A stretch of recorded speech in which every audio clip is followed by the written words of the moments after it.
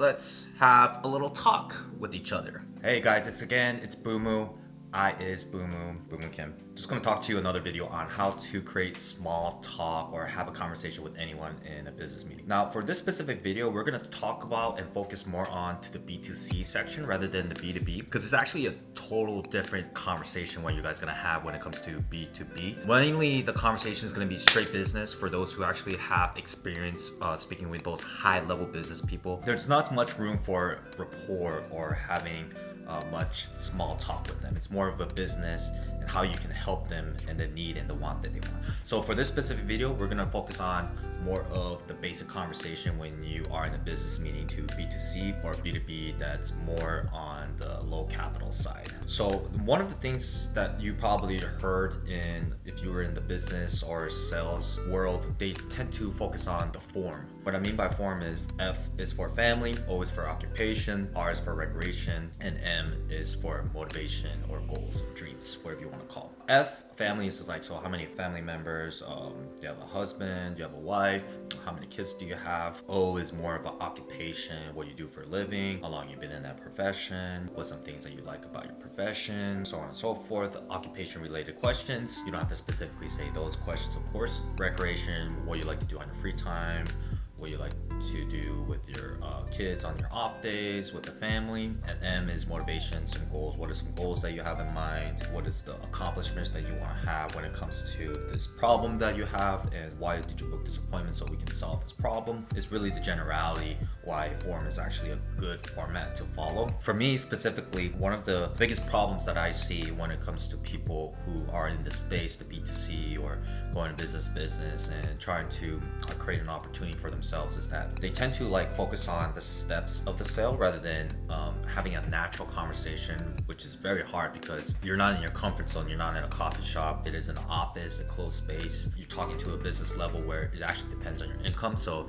there's a lot of pressure to it. So the conversation is very, very different what you're going to have very natural. And I always hated the advice when people say, oh, act like it's a friend, have a conversation like it's your family. It's totally different. What I tend to focus on, you want to have 3 threads that you feel like is going to be very confident that you're going to open up in next layers. Because what people tend to do is they'll say, how many kids do you have? 2. Okay, that's great. So what do you do for work? Oh, okay, you work at a restaurant business. What do you do for your free time? It will go like that. It's very choppy instead of very in a congruent segment, going layer by layer by layer by layer. If I'm gonna stick with the F, family, I'm gonna stick with it at least 2-3 minutes. I know a lot of people who would focus on more about being a friend first. I tend to go a little bit more about what's your goal and motivation. I tend to focus on that and go segment to segment to segment, then go to the next level. If I'm in a home setting, obviously I'm going to talk about, I see that you have a great photo of your family over there, especially if you're in an office. You always want to point out things that if you see anything that's outside of their work, because that's something that they enjoy and indulge. And I always give the biggest advice to anyone who actually having build rapport or trying to build trust with the client is that you always want to focus on interested in the person rather than acting interesting. Which I mean by that is a lot of salespeople say, oh yeah, this is what I do, this is what we do, this is what we created over a 4-year span, this is our balance sheet, this is how much revenue we generated, rather than talking more about the client. So can you tell me more about your business model, how that works? Can you give me a better understanding of what you guys are looking for? I see that you have a family photo over there. How many kids do you have? Is that all your kids? Now, instead of asking questions, you can build statements as well. But what I like to do is ask question,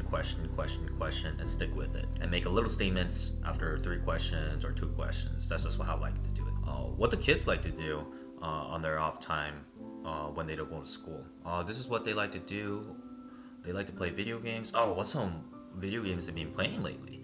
And so now I'm going to segments that are more deeper. I'm going to layers. Now I'm going to the video game section, which is a little bit off topic, but it's great because it'll get a better understanding of what their family lifestyle is back at home outside of their work. At the same time, if you didn't notice, I combined the forum format in multiple different conversation sectors as well, because now I know what they like to do on their free time with the kids, or what the kids' free time like to be, which is recreation and family, both at the same time. One of the biggest advices I could give to you guys is really record yourself and look back on the conversation and ask yourself, do I know enough information? Do I have like at least like over 60% of information that I feel like, you know what, I think I have a good grasp of this person, or am I just following the segments of the sale? You have to really focus on that when you ask questions during a meeting or a client meeting or a business meeting, or when you say, okay, so this is the problem that you have, this is what we're trying to solve,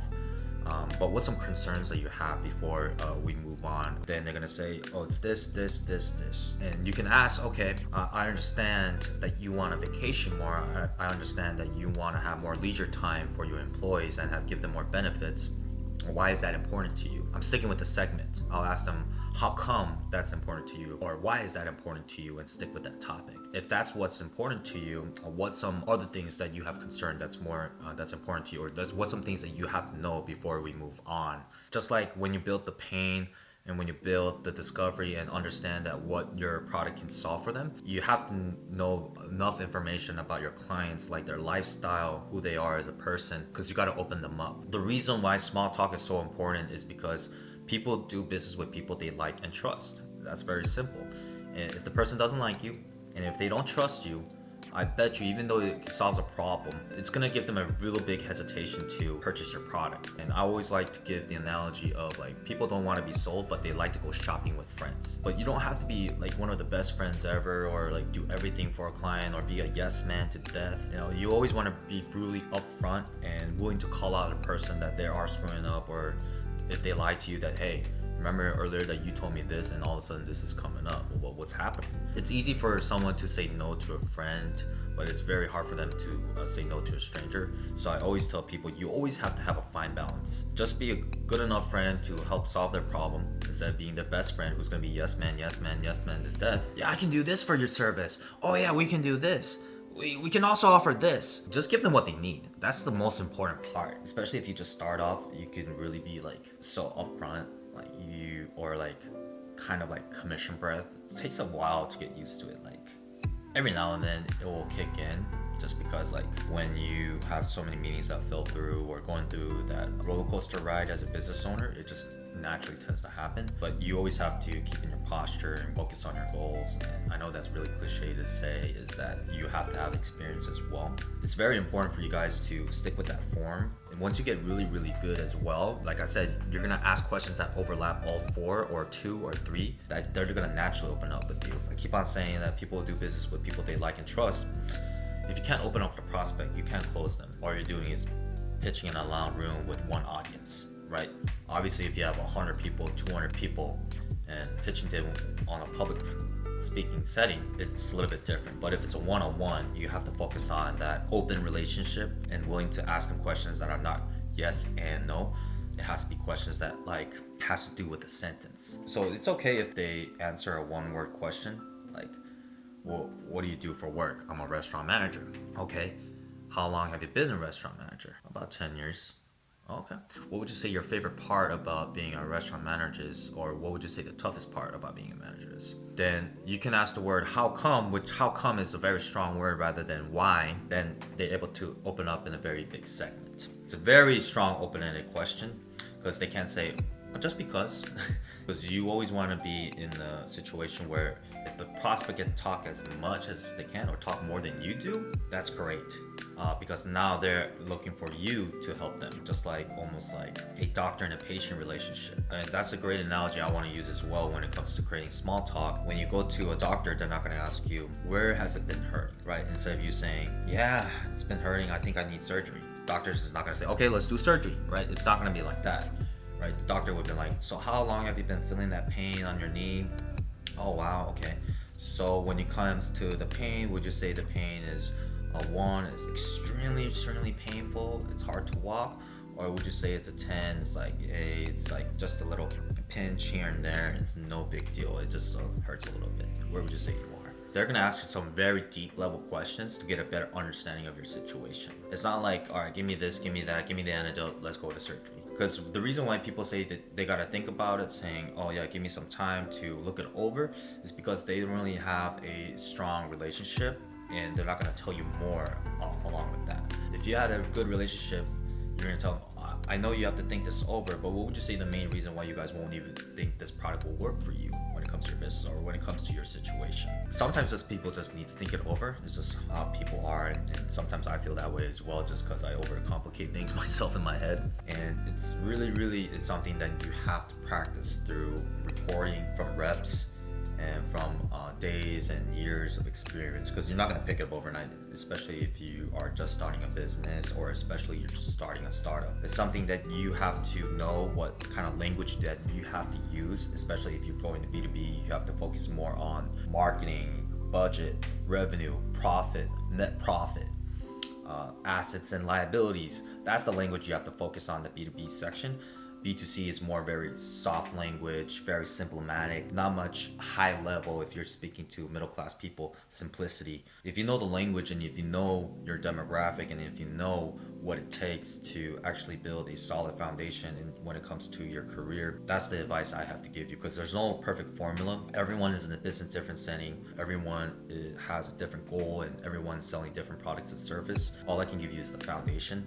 And if you guys can master the foundation, the basis, and the fundamentals, I think that's going to help you guys a lot and go in other segments as well, which I think is important. The big mindset that will help you guys, like I said over and over, it's going to be the mindset of being interested in the person rather than acting interesting. So I hope that gives you guys a light of hope, give you guys a little bit more encouragement, and really test yourself on how much you can build a relationship with the clients and how far you can go, so they can actually refer you to clients that are looking for a similar service if you're able to provide a solid foundation when it comes to your business and they're having a great experience, so your business is able to multiply and scale at an infinite scale by just building one relationship at a time, and really focus on the relationship capital, which I think is more important when it comes to expanding your network and your capital at the same time, rather than focusing on so much of trying to create the great product, great service, when actually your communication and your skills and who are you as a person